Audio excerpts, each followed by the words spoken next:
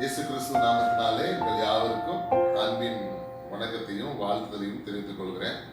நம்ம வாசிக்க கேட்ட இந்த லூக்கா எழுதின சுவிசேஷம் 8ஆம் அதிகாரம் வசனங்கள் 43 முதல் 48 வரை உள்ள வசனங்களை நாம் தியானிக்கின்ற பொழுது மிகவும் அழகாக ஒரு நிகழ்ச்சி அதுக்கு குறிப்பிடப்பட்டிருக்கிறது. ஆண்டவராகிய இயேசு கிறிஸ்துவனுடைய வல்லமை எப்படி வெளிப்படுகிறது என்பதை குறித்து மிகவும் ஆழமாக, தெளிவாக, கருத்தாக குறிப்பிடப்பட்டுள்ள ஒரு நிகழ்வை நாம் இங்கு பார்க்க முடிகிறது. இந்த வசனத்தை நான் வாசித்து பார்க்கிற பொழுது 43வது வசனம் இப்படி ஆரம்பிக்கிறது. அப்பொழுது என்று சொல்லி, எப்பொழுது என்று சொல்லி நான் பார்ப்போம் என்று சொன்னால், அதுக்கு முந்தின வசனங்களிலே சொல்லப்பட்டிருக்கிறது, ஆண்டவராகிய இயேசு கிறிஸ்து தேவாலய ஜெபாலய தலைவனாகிய யவீருனுடைய வீட்டிற்கு அவனுடைய மகளை சுகப்படுத்தும்படியாக அவன் அழைக்கிறான். அவர் அவனுடைய வீட்டிற்கு போகிற வழியில இயேசு கிறிஸ்துவை சுற்றிலும் அநேகமான ஜனங்கள் பின் செல்கிறார்கள். நிறைய கூட்டம் ஜனங்கள் இயேசு கிறிஸ்து என்ன செய்ய போகிறார், எப்படி ஒருவேளை இந்த யவீருனுடைய மகளுக்கு சுகத்தை கொடுக்கிறார் என்று சொல்லக்கூடிய ஒரு வாஞ்சியோடு அதை பார்க்கக்கூடிய ஒரு ஆவலோடு கூட இவ்வளவு கூட்டம் அவருக்கு பின் சென்றிருக்க கூடும். காரணம் என்னவென்று சொன்னால், இயேசு கிறிஸ்து அவர் இந்த பூமியிலே வாழ்ந்த நாட்கள், மனிதனாக வாழ்ந்த நாட்களிலே இயேசு கிறிஸ்து வேதம் சொல்கிறது நன்மை செய்கிறவராக சுற்றித் திரிந்தார். நன்மை செய்கிறவராக சுற்றித் திரிந்தார். அதனால அவர் எந்த இடத்துக்கு போனாலும் அந்த இடத்துல ஒரு நன்மையை செய்ததை நம்ம பார்க்க முடியும்.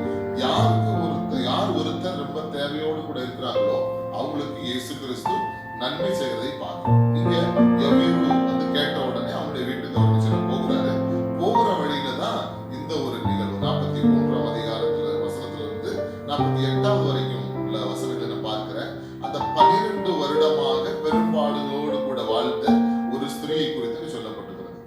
இந்த வசனம் என்ன சொல்லுதுன்னா, 12 வருஷமாக பெரும்பாடு உள்ளவளாயிருந்து தன் ஆஸ்திகளை எல்லாம் வைத்தியர்களுக்கு கொடுத்து ஒருவனாலும் சுத்தமாக்கப்படாதிருந்த ஒரு ஸ்திரீ என்று சொல்லி அந்த பெண்மணியை குறித்து சொல்லப்படுது.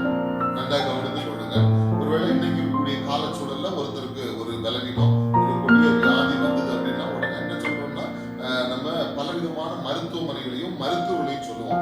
யாரெல்லாம் ஸ்பெஷலைஸ்டு பீப்புளோ அவங்கள சொல்லுவோம். விசேஷமான மருத்துவர்கள், ரொம்ப சிறந்த மருத்துவர்கள் யாருன்னு சொல்லி அவங்களுக்கு நம்ம பட்டியலிட்டு பேர் சொல்லுவோம். அங்க போனா என்னன்னா, ஒருவேளை அவங்கள பார்க்கறதுக்கு ஒரு அப்பாயின்மெண்ட், அதுக்கான ஒரு ஃபீஸ் கட்டணும். அப்புறம் அவங்க பிரிஸ்கிரைப் பண்ணக்கூடிய மருந்து மாத்திரைகளுக்கு நம்ம பணம் கொடுக்கணும். அப்புறம் போக்குவரத்துக்கு ஏகப்பட்ட செலவு. இந்த பெண்மணி கிட்டத்தட்ட 12 வருஷமா இந்த பெரும்பாடோடு கூட அவ கஷ்டப்பட்டே வர்றா. அப்போ இந்த வியாதியை எப்படியாகிலும் குணப்படுத்தணும் அப்படிங்கிறதுக்காக அவ என்ன பண்றா, அவள்கிட்ட இருந்த எல்லா பணத்தையும் எல்லா சொத்தையும் இருக்கிறா வித்து அவ இருக்கிற மருத்துவர்களுக்கு கொடுக்குறா. ஆனா அந்த ஸ்டேட்டஸ் என்ன அப்படின்னா, ஒருத்தரால எரிச்சு முடியல, அவளை குணப்படுத்த முடியல. அவ கடைசியில என்ன நடந்தது, அவளுடைய சொத்து தான் அழிஞ்சு போயிடுச்சு. அவளுடைய இருந்த பணங்களும் பொருட்களும் தான் அழிஞ்சு போச்சு. இது ஒரு பக்கம் இருக்க, இவ எல்லாத்தையும் அழிச்சுட்டா. அதோட தீர்ந்து போகல. இவளுடைய ஸ்டேட்டஸ் என்னன்னா, இப்படி இந்த பெரும்பாடுல இரத்தப்போக்குள்ள பெண்களை என்ன சொல்லுவாங்கன்னா, அந்த காலத்துல யாரும் சேர்த்துக்க மாட்டாங்க.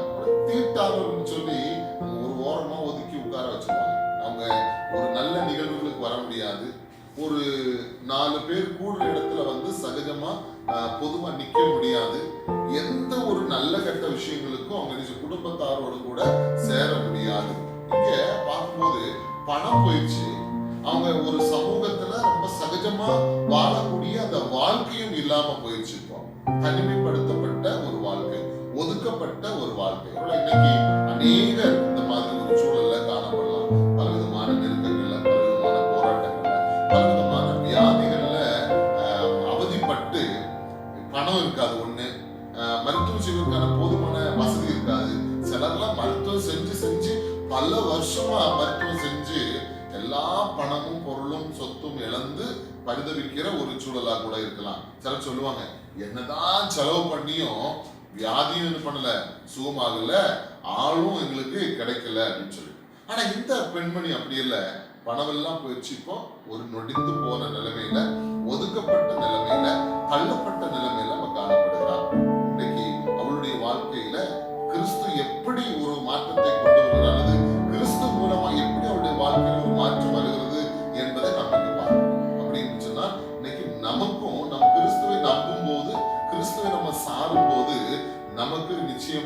பெரிய மாற்றம் வரும் என்பதில் எந்த விதமான சந்தேகம் இல்லை. 44வது வசனம் சொல்லுகிறது, இப்படிப்பட்ட சூழலில் இருந்த பெண்மணி அவருக்கு பின்னாக வந்து அவருடைய வஸ்திரத்தின் ஓரத்தை தொட்டாள் அப்படின்னு சொல்லப்பட்டிருக்கு.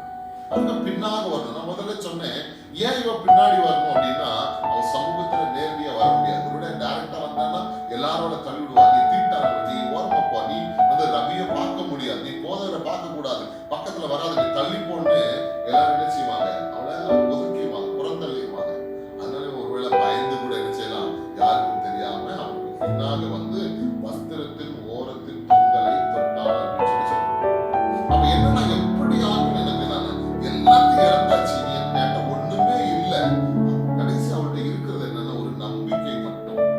இது ஒரு அட்டம் தான். இந்த அட்டம் கண்டிப்பா எனக்கு என்ன செய்யும், சுகம் கிடைக்கும். இவ்வளவு நாள் நான் அந்த டாக்டர் இந்த டாக்டர் அப்படிலாம் நான் போனேன், எனக்கு சோகம் அப்படி இல்லை. இவர்கிட்ட போனா, இவரை நம்ம தொட்ட அப்படின்னா எனக்கு என்ன கிடைக்கும், கண்டிப்பா சுகம் கிடைக்கும். அதனால நான் இப்ப இவரை தொட்டாகும் அப்படிங்கிற ஒரு தீர்மானத்தோட, ஒரு பெரிய நம்பிக்கையோட என்ன செய்யறாங்க, இப்போ வந்து யாரும் கல்லை மாட்டா, பின்னாடி வந்து ஒருவேளை கவனிக்கிறதுக்கு வாய்ப்பு இல்லை. அவ்வளவு ஜனம் என்ன செய்கிறது, இயேசு கிறிஸ்துவை சுற்றி போது அவருடைய சீஷர்கள் அவரோடு கூட என்ன செய்றாங்க, போறாங்க. தொட்ட உடனே என்னன்னா, அவருடைய சரீரத்தில் உள்ள பெரும்பாடு நின்று போயிற்று. ரொம்ப தெளிவா சொல்லுங்க, இயேசு கிறிஸ்துடைய வஸ்திரத்தின் ஓரத்தை தொட்ட உடனே அவருடைய பெரும்பாடு என்ன செஞ்சு போயிட்டு, நின்று போயிட்டு. அப்ப இத்தனை வருஷம், 12 வருஷம் அவர் எதுவுமே பண்ண முடியாம, எந்த மருந்துமே சுகப்படுத்த முடியாம, எந்த வைத்தியனாலும் சுத்தப்படுத்த முடியாம இருந்த ஒரு பெரிய நோவு, ஒரு பெரிய வியாதி, அவள் விசுவாசம் கொண்டு கிறிஸ்துவின் வஸ்திரத்தை தொட்ட மாத்திரத்துல அவள் சுகம் பெற்றால் பெரும்பாடு நீங்கி போயிட்டு. இன்னைக்கு ஆண்டவரை தேடி அவர் முழுமையா நம்புறவங்களுடைய வாழ்க்கையில இது நிச்சயமா என்ன செய்யும், இது நடக்கும் என்பதுல எந்த விதமான சந்தேகமும் இல்லை. ஆனா 45வது வசனத்துல தான் ரொம்ப ஹைலைட் என்னன்னா, அப்பொழுது இயேசு என்னை தொட்டது யார் என்று கேட்டார். நல்லா கவனிச்சுக்கோங்க. இயேசு கிறிஸ்துவுக்கு இந்த பெரும்பாலுள்ள பெண்மணி தெரியாதா? அது தெரியும். அந்த சராசரங்களையும் சிருஷ்டித்தவர் அவர்தான் இல்லையா? இந்த உலகத்தில் இருக்கிற எல்லாரையும் அவருக்கு தனிப்பட்ட விதத்துல தெரியும். இவளையும் தெரியும், இவளுடைய பெரும்பாடும் தெரியும். இவ என்ன காரணத்துக்காக இந்த கூட்டத்துக்குள்ள வந்திருக்கிற, ஏன் பின்னாடி வந்தா, எல்லாமே தெரியும். ஆனால் அவர் என்ன செய்யறாரு, என்னை தொட்டது யாருன்னு சொல்லி கேட்கிறார். அது மட்டும் இல்ல, நெரிசலான இடத்துல எல்லாரும் கூடி நிக்கிறவங்க என்ன சொல்றாங்க, எங்களுக்கு தெரியாது. ஏன், ரொம்ப கூட்டம், ரொம்ப ஜாஸ்தியா இருக்கு, அதனால எங்களுக்கு தெரியாது அப்படின்னு சொல்லி விட்டுறாங்க. ஆனா சீஷர்கள் என்ன செய்யறாங்க, விசேஷமா பேதுரு என்ன சொல்றாரு, அவங்க பேதுரு இந்த மற்றவங்க என்ன சொல்றாங்க, ஐயரே, திரளான ஜனங்கள் உன்னை நெருங்கி கொண்டிருக்க என்னை தொட்டது யாருன்னு சொல்லி நீங்க கேட்கறீங்களே அப்படின்னு சொல்லி நியாயம் தான். இவ்வளவு கூட்டம், அப்போ என்ன ஆண்டவரே நீங்க இப்படி போய் கேட்கறீங்களே அப்படின்னு ஒரு மனிதனை கேட்பது போல, ஒரு சாதாரண விஷயத்தை கேட்பது போல அவங்க நினைச்சாங்க. சொல்றாரு, அதற்கு இயேசு, என்னிலிருந்து வல்லமை புறப்பட்டதை அறிந்திருக்கிறேன், ஆதலால் ஒருவர் என்னை தொட்டது உண்டு என்றார். அப்போ எதிர்த்து வல்லமை புறப்பட்டிருக்கிறது, ஆகவே நான் அதை அறிந்திருக்கிறேன்.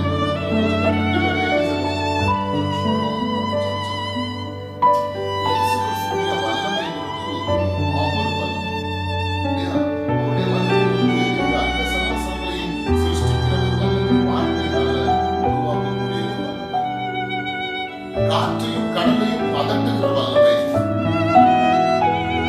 கண் தெரியாதவனுக்கு பார்வை கொடுக்கிற வல்லமை, ஊமையா இருக்கிறவனுக்கு பேசி செய்கிற வல்லமை, செவிடனுக்கு காது கேட்க பண்ணுகிற வல்லமை, உடலுக்கு நடக்க பண்ணுகிற வல்லமை, மரித்தவனை உயிரோடு கூட எழுப்புகிற வல்லமை, தண்ணீரை திராட்சரசமாக மாற்றுகிற வல்லமை. அவருடைய வல்லமை வந்து ஒருவரால் என்ன செய்ய முடியாது, சர்வ வல்லவர் அவர், மகா ராஜாதி ராஜா, அப்படிப்பட்ட ஆண்டவர். இப்ப இந்த பெண்மணி அவங்க இயேசு கிறிஸ்துடைய வசனம் ஓரத்தை தொட்டா இல்லையா, தான் சுகம் பெற்றான்னு தெரிஞ்ச உடனே யாருக்கு தெரியாம வெளியே போனா, அப்படியே மறைவா நைசா போலாம் அப்படின்னு யோசிக்கிறான். சொல்லி கேட்டோன்னே, என்ன ஒருவர் தொட்டது உண்டு என்னிடத்திலிருந்து வல்லமை புறப்படுகிறதை அறிந்திருக்கிறேன் அப்படின்னு சொன்ன உடனே 47 வசனம், அந்த ஸ்திரீ நான் மறைந்திருக்கவில்லை என்று கண்டு சென்ஸ் ஆகுது. கூட்டத்துல இயேசு சொல்றாரு, என்னை யாரோ ஒருத்தர் தொட்டது உண்டு எனக்கு வல்லமை புறப்பட்டுச்சு. உடனே ஷாக் ஆயிடுச்சு. நான் வந்து இயேசு தொட்டதோ நான் சுகம் பிடிச்சது நினைச்சு அவருக்கு தெரிஞ்சு போயிடுச்சு, நான் மறைவாள் இல்லை. அதெல்லாம் கவனித்துக் கொள்ளுங்கள். ஒருவேளை இப்படிப்பட்ட ஒரு நிகழ்வு நடந்ததுனால அவன் மறைவா இருக்கவில்லை.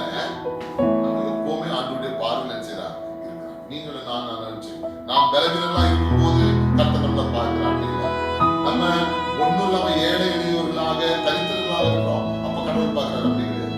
நம்ம எல்லா வசதியோட இருக்கிறோம், சுகத்தோட பலத்தோட இருக்கிறோம், அப்ப மட்டும் பார்க்கிறாங்கல்ல. எப்படிப்பட்ட ஒரு சூழலில் இருந்தாலும் கர்த்தர் நம்மை நோக்கி பார்க்கிறவர். அவருடைய கண்கள் எல்லார் மேலும் என்னவா இருக்கிறது? நோக்கமா இருக்கிறது. அவர் ஒருவரை என்ன செய்யறது இல்ல, அப்படியே ஓரம் கட்டுறதே இல்லை. நம்ம தான் கடவுளை விட்டு தூரமா போறவே தவிர கடவுளா நம்மளை விட்டு என்ன செய்யல, தூரமாகி போகவே இல்லை. தான் மறைந்திருக்கவில்லை தெரிஞ்ச உடனே அப்படியே வர்றான். வந்து நடுங்கி வந்தால் அப்படின்னு சொல்லுவோம். நடுங்கி வந்தவன் என்ன செய்யறான், அவன் முன்னாடி சாஷ்டாங்கமா விழுந்து அவர் என்ன செய்யறான், பண்ணிக்கிறான். நல்லா கவனிச்சுக்கோங்க. கர்த்தர் மகா வல்லமை உடையவர், அவர் சர்வ வல்லவர், ராஜாதி ராஜா, நித்திய பிதா. அவரை அண்டிக் கொள்ளுங்க. நிச்சயம் பயத்தோடும் நடுக்கத்தோடு அவரை நிச்சயம் அண்டிக் கொள்ள வேண்டும். இவர் சுகம் பெற்றதுனால அப்படியே நடுங்கி வந்தாங்கல்ல. பொதுவாக கடவுளை நாம் விட்டு சேரும் போது, கடவுளை நாம் நெருங்கும் போது, கடவுளை நாம் ஆராதிக்கும் போது பயபக்தியோடு கூட அவருக்கு கொடுக்க வேண்டிய கனத்தையும் மரியாதையும் நம்ம நிச்சயம் கொடுத்து அவரை நாம் படுத்துக் கொள்ள வேண்டும். இவர் நிச்சயம் அப்படி நடுங்கி வந்து அவர் முன்னாடி பணிந்து தான் தொட்ட காரணத்தையும் அவர் சுகம் பெற்ற காரணத்தையும் என்ன செய்யறார், முன்னாடி என்ன செய்யறார் சொல்றார். இது ஒரு பெரிய ஒரு சாட்சியா இருக்கிறது. இயேசு கிறிஸ்து என்ன தொட்டது யார் அப்படின்னு சொல்லி கேட்டது எதுக்கு? சுகம் போயிருக்கலாம் இல்லையா? ஏன் இயேசு கிறிஸ்து அவளை இப்படி பொதுவான இடத்துக்கு வர வைக்கிறார் அப்படின்னு சொன்னா, இப்ப நிறைய பேர் சில சாஸ்திரங்களை பார்ப்பாங்க. துணியை தொட்டா சொன்னாலும் மேஜிக் இருக்கு, மந்திரம் இருக்கு. அப்படி கிடையாது. இயேசு கிறிஸ்துடைய வஸ்திரத்தின் ஓரத்தை தொட்டதுனால இவளுக்கு சோகம் கிடைச்சது இல்ல, இயேசு கிறிஸ்துடைய வல்லமையினால் அவளுக்கு என்ன இருக்கு, சோகம் கிடைத்திருக்கிறது. அப்படிங்கிறத அவள் என்ன செய்ய வேண்டும், அறிந்து கொள்ள வேண்டும். இப்ப என்ன செய்ய வந்து எல்லாத்தையும் நடந்தெல்லாம் சொல்லி முடிச்சிட்டான். நடுக்கத்தோட, பயத்தோட, கலக்கத்தோட, ஆதரவற்ற நிலையில, சரீரத்துல விலகினத்தோட வந்து அவளுக்கு 48வது வருஷம் ஆண்டவரை சொல்ல சொன்னார். அவர் அவளை நோக்கி மகளே, எப்படி கூப்பிடுறாரு, மகளேன்னு கூப்பிடுறாரு. அப்ப இவ்வளவு நாள் அவளுக்கு யாருமே இல்ல, அவளுக்கு ஒரு உறவு இல்ல, சொந்த பந்த இருந்து எல்லாமே என்ன பண்ணிடுச்சு, அவளை பார்த்து விட்டுச்சு. இன்னைக்கு ஒரு வேலை ஆண்டவரே ஆண்டு சொல்றாரு, மகனே மகளே என்று சொல்லக்கூடிய ஒரு பெரிய உறவு ஆண்டவர் நமக்கு. நம்ம ஒரு அப்பா பிதாவே சொல்ல நினைச்சலாம், எப்ப வேணாலும் மகளே கூப்பிடுறாரு. நாம அவருடைய பிள்ளைகள் என்பதை ஆண்டவர் இயேசு கிறிஸ்து அறிவிக்கிறார். அப்படி சொல்றாரு, திடன்கொள். ஏன் அவர் முன்னாடி வந்து எப்படி சொல்றா, பயந்து நடுங்கி அவரை பணிந்து அவருடைய விழுந்து பணிகிறார். அது மட்டும் இல்ல, இவ்வளவு நாளும் ஜனங்களுக்காக பயந்து பயந்து வாழ்ந்தார். இப்ப சொல்றாரு, யாருக்கும் பயப்பட வேண்டாம், தைரியமா இரு அப்படின்னு சொல்லி இயேசு கிறிஸ்துவுக்கு தைரியத்தை கொடுத்தார். இயேசு சொல்றாருன்னா, எல்லாருக்கும் திடன் கொள்ளுங்கள், பயப்படாதீர்கள் அப்படின்னு அடிக்கடி அவர் மரித்து உயிர்த்தெழுந்து தன்னுடைய சீஷர்களுக்கெல்லாம் தன்னை வெளிப்படுத்தும் போது அப்படிதான் சொல்லுவார், பயப்படாதீர்கள், உங்களுக்கு சமாதானம் அப்படின்னு சொல்லி சொல்றாரு. இவனுக்கும் சொல்றாரு, என்ன செய்யும், திடன் கொள். அவர் சொல்றாரு, உன் விசுவாசம் உன்னை ரட்சித்தது. அப்ப இவளுடைய எண்ணம் எல்லாம் என்ன, நான் எப்படியாவது இயேசு கிறிஸ்துவை நான் தொடுகிற பொழுது, அவரை சந்திக்கிற பொழுது எனக்கு என்ன உண்டு, சுகம் உண்டு, எனக்கு விடுதலை உண்டு. ஆக நாம என்ன செய்யணும், அதை தொடரணுங்கிற ஒரே நம்பிக்கை தான் வந்தா. நான் சொல்றாரு, உன் விசுவாசம் உன்னை ரட்சித்தது. அப்போ நம்ம வந்து கடவுள் மேல என்ன செய்யணும், எப்பவுமே நம்பிக்கை உள்ளவர்களா இருக்கணும், விசுவாசம் உள்ளவர்களா இருக்கணும். பணத்து மேல, பொருள் மேல, நம்முடைய அந்தஸ்து மேல, சொத்து சுகத்து மேல நம்பிக்கை வைக்கிறதுனால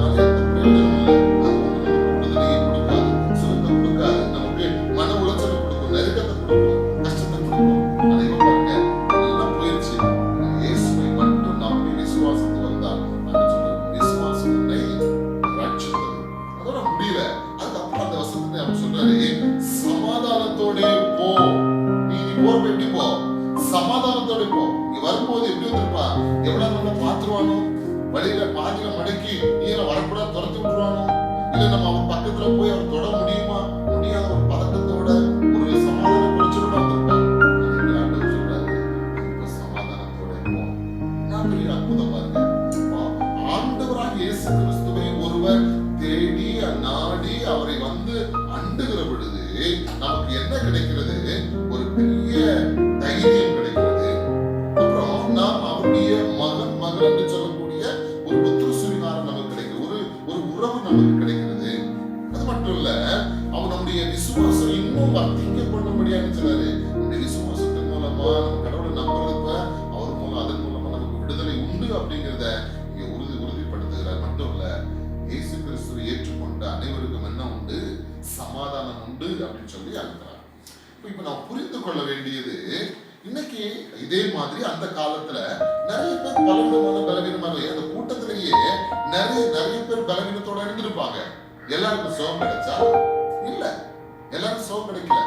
அப்ப இந்த குறிப்பிட்ட பெண்மணிக்கு மட்டும் இந்த நிகழ்வுல சுகம் பெற்றிருக்கிறாள் அப்படின்னு சொன்னா நமக்கு ஒரு பெரிய விஷயம். நம்ம கடவுளை நம்பி நம்ம போனா, நம்ம கடவுளை தேடினா நமக்கு சுகம் கிடைக்குமா கிடைக்காதா அப்படின்லாம் சொல்லி ஒரு பெரிய கேள்வி நமக்கு வரும். அவர்களுக்கு அப்படிப்பட்ட நமக்கு வேதம் என்ன சொல்றதுன்னு சொன்னா, நம்ம கடவுள் மேல நம்பும் போது வேதம் தெளிவாய் சொல்றது, யார் ஒருவர் மூலமாய் அவருடைய நாமம் மகிமைப்பட வேண்டும் என்று அவர் விரும்புகிறார், பிதா சித்தம் கொண்டிருக்கிறாரோ அவர்கள் மூலமாய் நிச்சயம் என்ன உண்டாகும்? அதிசயங்களும் அற்புதங்களும் உண்டாகும். அவர்கள் சுகத்தை பெறுவார்கள். அப்ப என் மூலமா, உங்க மூலமா, ஒருத்தர் மூலமா, குறிப்பிட்ட ஒரு நபர் மூலமா ஆண்டவருடைய நாமம் அந்த இடத்துல மகிமைப்பட வேண்டும் என்று சொன்னால் அந்த குறிப்பிட்ட நபருக்கு சுகம் உண்டாகும். அவர் மேன்மையை கண்டடைவார்கள். அப்ப மற்றவங்க என்ன செய்யறது? மற்ற பலவீனங்கள் என்ன செய்யறது? அதனாலதான் வேதம் சொல்றது, உன்னுடைய பலவீனத்திலே என்னுடைய பலன் பூரணமாய் விளங்கும். வைராக்கியமாய் ஊழியம் செய்த அப்போஸ்தலனாகிய பவுல் அவருடைய சரீரத்தில் இருந்த பலவீனத்தை குறித்து அவருடைய நீங்க செய்யும் பலவீனத்திலே என்னுடைய பலன் பூரணமாய் விளங்கும், என் கிருபை உனக்கு போதும்.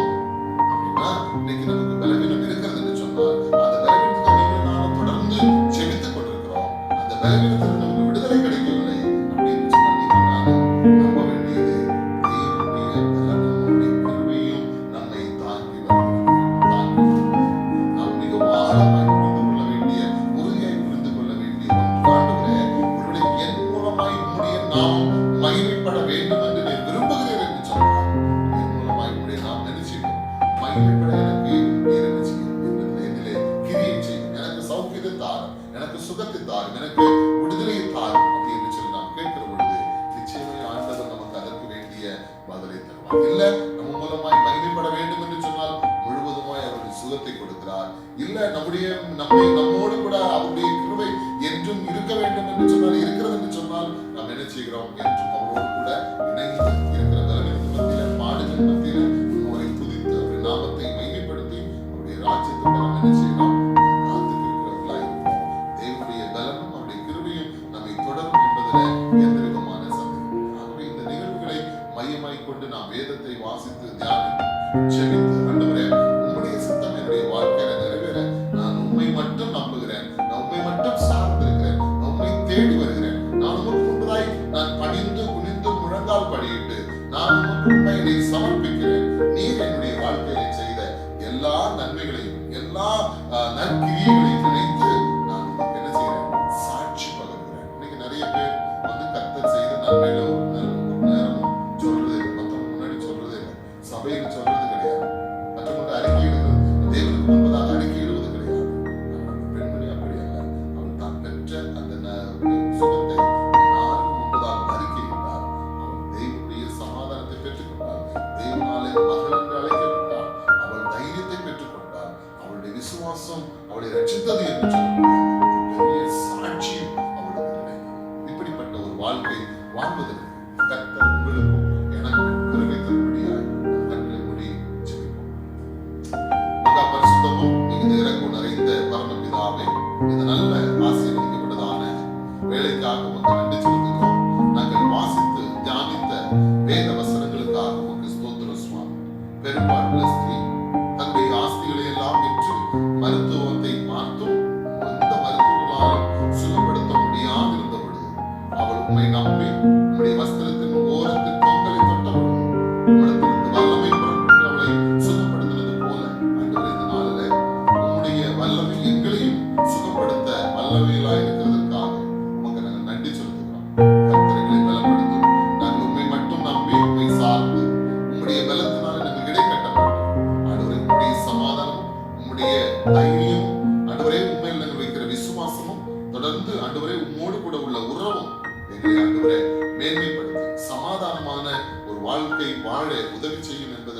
எந்த விதமான சந்தேகம் இல்லை.